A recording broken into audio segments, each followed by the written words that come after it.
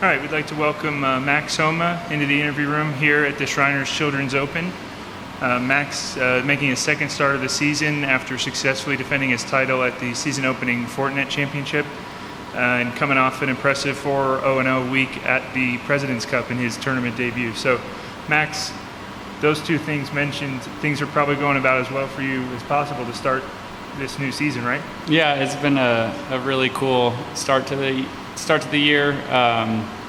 The President's Cup was just the most fun ever, whether I went 4-0 or 0-4. As long as the team won, we all had a blast being around each other and getting to celebrate on the normal 18th green at Quail Hollow, 15 for the tournament, and everybody just gets to hold the cup and take pictures and I don't know, I guess just enjoy our own company and what we had accomplished. It was a lot of fun. So that week is that one's going to hold a special place in my heart. So it's cool to get to have that experience, and then obviously to play well was the cherry on top.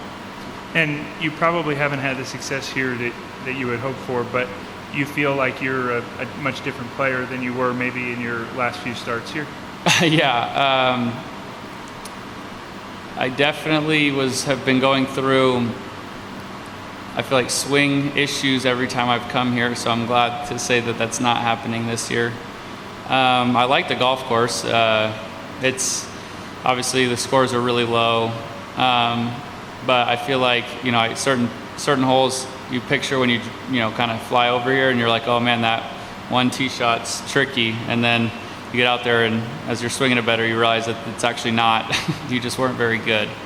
So I am glad to say that the fairways are looking much larger this year than they have maybe in the past. All right, we'll take some questions out here. If you have a question, we'll get a microphone to you.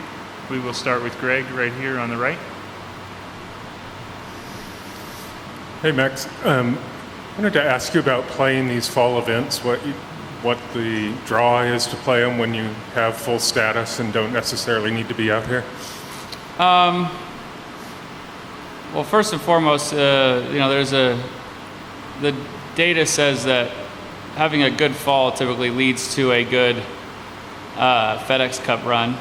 And last year I had my best fall and I had my best FedEx Cup finish. The golf tournaments are also awesome. This run of, I don't know how many it is now, but 6 to 8 events are great. So I enjoy playing them. So that's another bonus. I enjoy playing golf. There's a third bonus. But just in general, I mean, we're not going to have this schedule, going forward next year, but these are great events that I would assume I'm still going to keep, playing. But it's the start of the season and you need to make points because the goal of the season is to finish number 1 on the FedEx Cup. So I feel like if you don't play these, it's making it hard. There's 20% of the season or so is this bulk of September to November. Yeah, so I was going to ask you about next season when it's the tail end. Do you still anticipate playing fall events? Yeah, I mean, it's going to obviously probably change a little bit of the amount, but I'll play the Fortinet and then look into the other ones and just see what I want to do.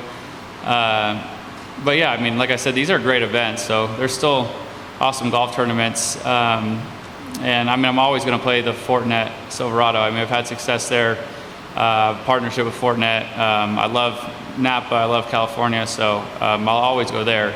And then, yeah, it might maybe change a bit of my schedule, but like, I enjoy these events. I'm bummed I'm not playing Houston this year. I'm having a kid in a month and I want to take November off, so maybe I would get to play that one because I love that golf course. And maybe, some changes, but like I said, I'm a professional golfer. I like to play golf professionally, so I enjoy that we have these opportunities. Yeah, and then you mentioned the course. With your swing in good shape this year, what's the mentality like knowing that you got to make a lot of birdies if you're going to do well here?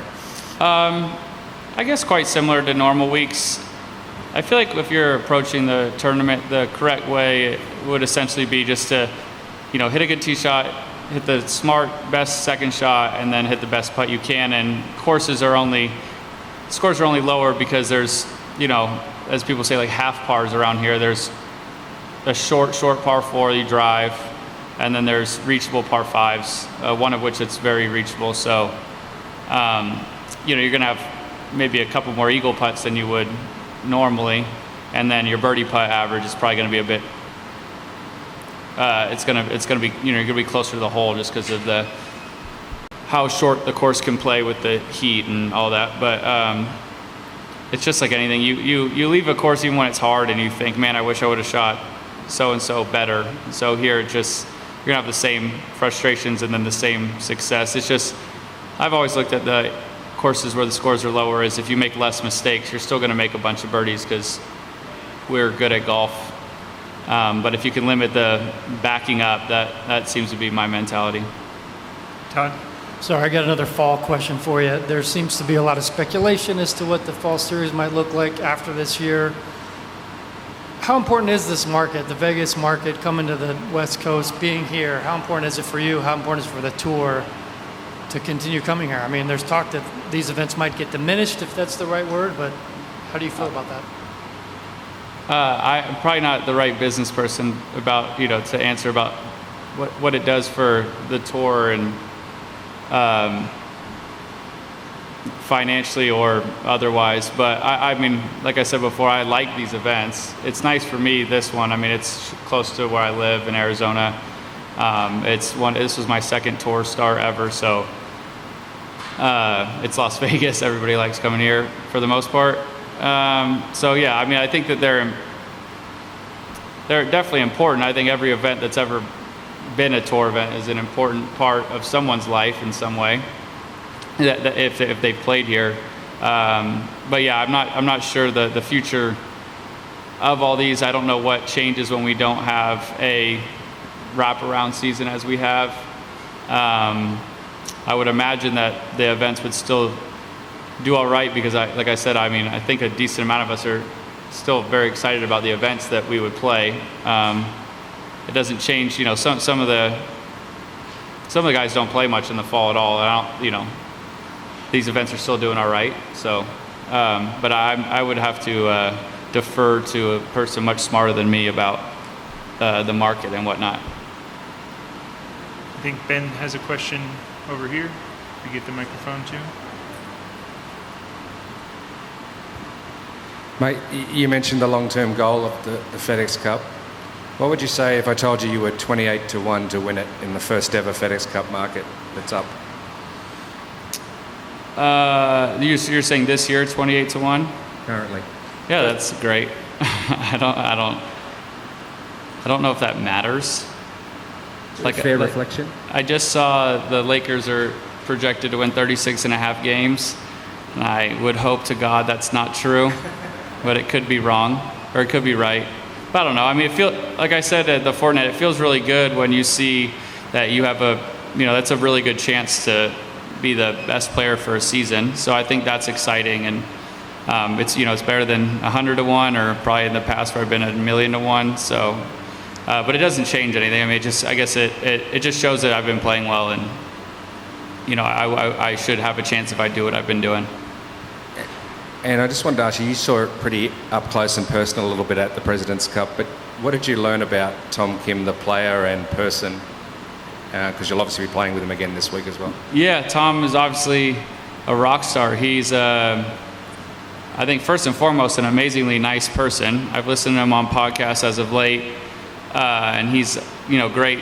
He's got like that fresh outlook on the game of golf, which is cool. I mean, he's 20 years old, so that's amazing to even be out here. I know he's been playing professional golf for a little while, longer than you'd expect a 20-year-old, but I mean, to be able to qualify for the President's Cup at that age is crazy to me. He played awesome all week.